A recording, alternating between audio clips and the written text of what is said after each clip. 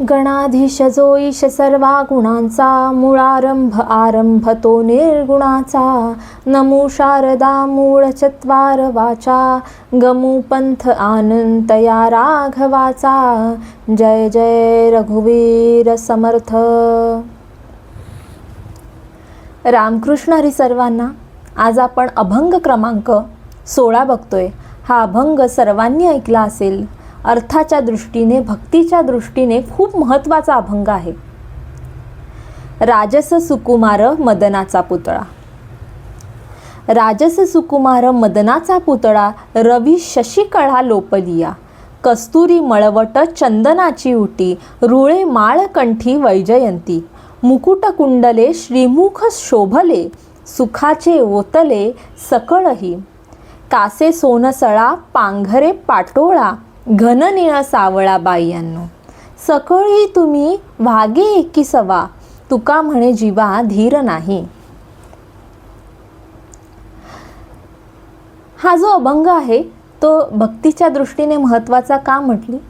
कारण की यामध्ये संत तुकाराम महाराजांनी स्वतःला गोपिका असं समजून लिहिलेला अभंग आहे.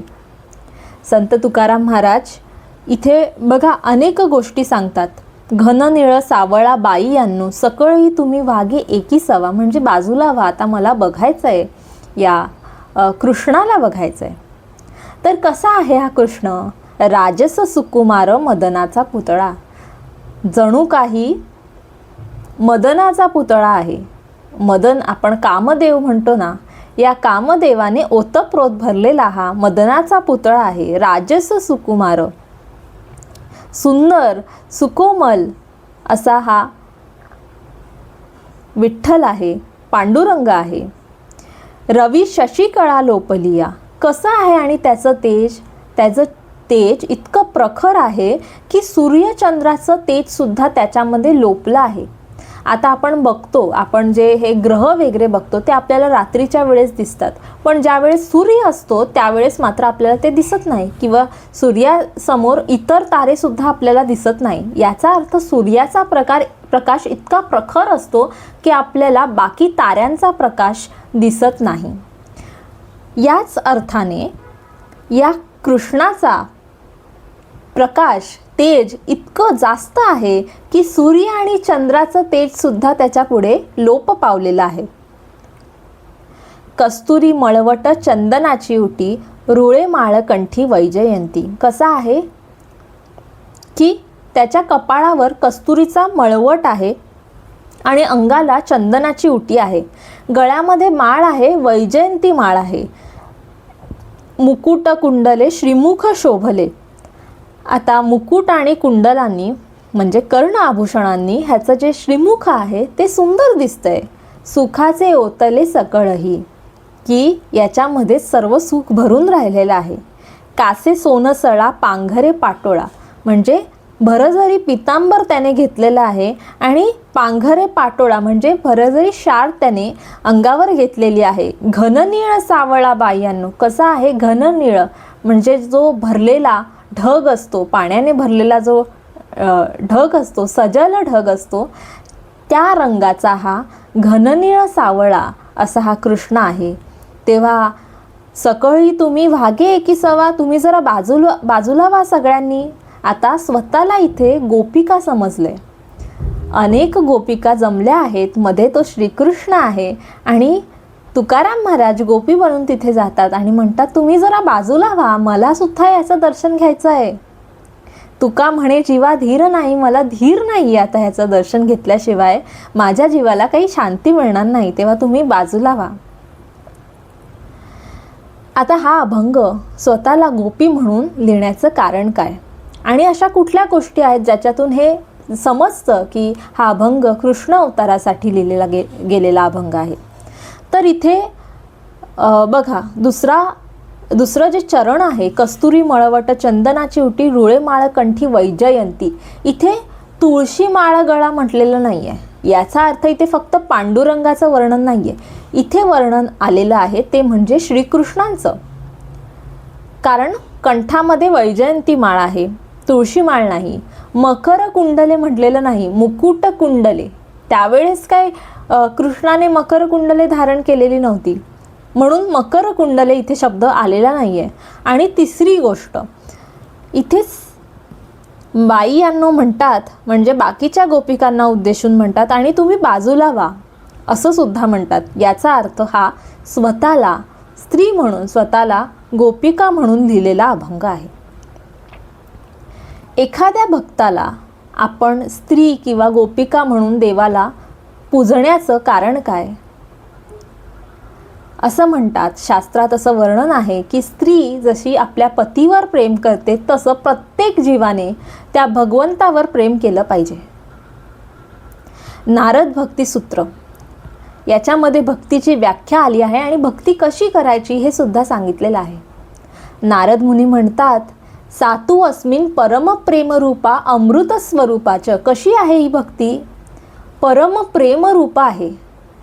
आणि तिचं स्वरूप काय आहे?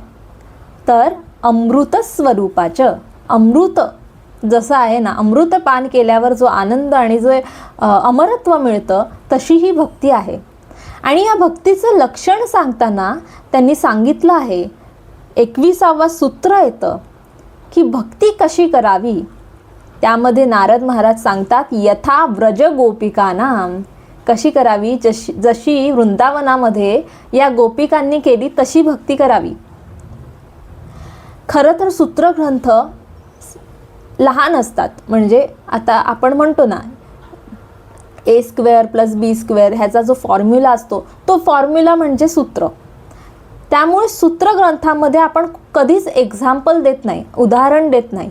परंतु इथे नारद महाराजांना हे जे उदाहरण आहे ते द्यावं लागलं. इतकी भक्ती जी आहे गोपिकांची ती पराकोटीची होती. आता गोपी म्हणजे काय? गा इंद्रियाणी पांती इति गोप्य. म्हणजे ज्या स्त्रिया आपल्या इंद्रियांचं विषयांपासून रक्षण करतात त्या म्हणजे गोपी. आणि दुसरा अर्थ होतो, गोपी ही इंद्रिय पिबती श्रीकृष्ण रसमिती गोपी. इंद्रियाद्वारे श्रीकृष्ण भक्तिरसाचं ज्या पान करतात त्या म्हणजे गोपी. असे 2 अर्थ इथे होतात. म्हणजे बाकीच्या वासना सोडून आपली जी वासना आहे ती भगवंतापायी रुजू करणं, आपली जी कामवासना आहे ती कृष्ण भक्तिरसामध्ये अर्पण करणं म्हणजे गोपिकांचं लक्षण.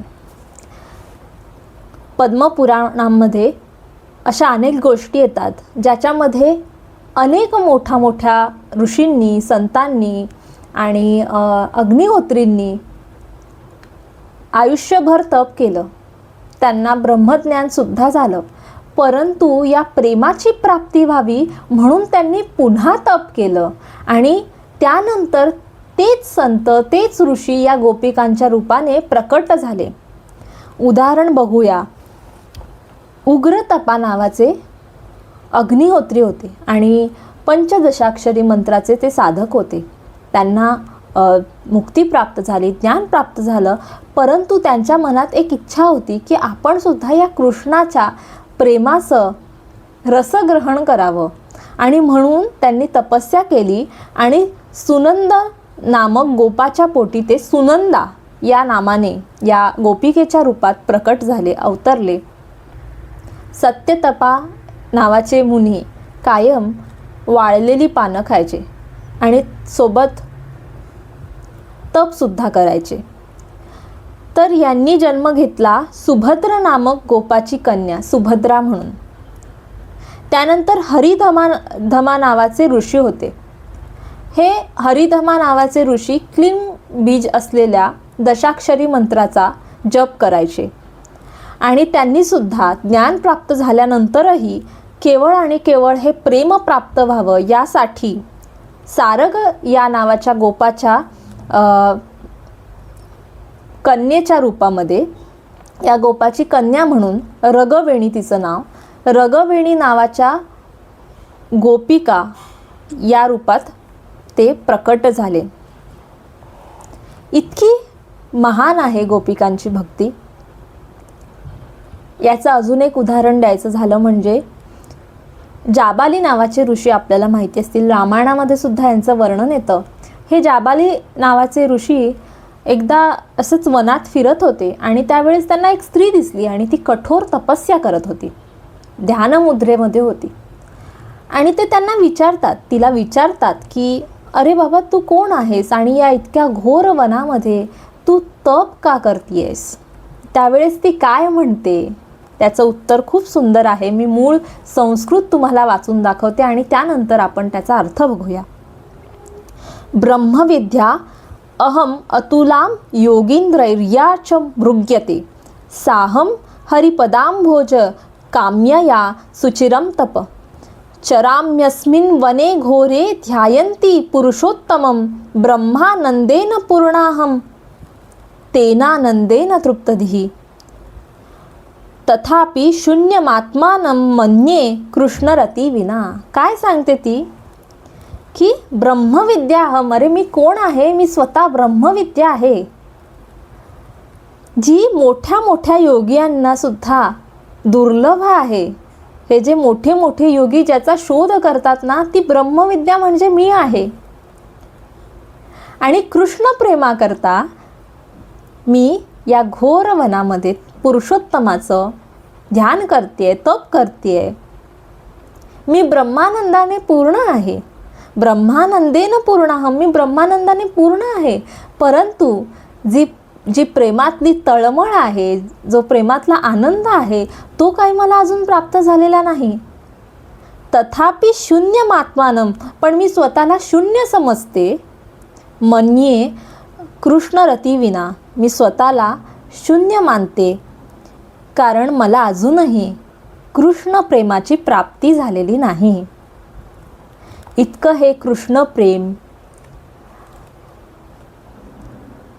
अगणित सुख देऊन जातं की सगळ्या संतांनी गोपिकांचं उदाहरण तर दिलंच, स्वतः नारद महाराजांनी दिलं, परंतु इथे तुकाराम महाराज त्या प्रेमाची प्राप्ती व्हावी म्हणून स्वतःला गोपिकांच्या रूपात बघतात आणि गोपिका म्हणून त्या कृष्णाकडे जातात.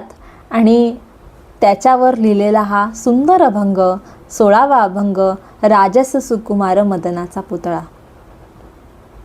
आजचं विवेचन इथेच थांबवते. गुरुर्ब्रह्मा गुरुर्विष्णू गुरुर्देवो महेश्वरः गुरुः साक्षात परब्रह्म तस्मै श्री गुरवे नमः. उपासनेला दृढ चालवावे, भूदेव संतांसी सदा लवावे, सत्कर्मयोगे वय घालवावे, सर्वामुखी मंगल बोलवावे. जय जय रघुवीर समर्थ.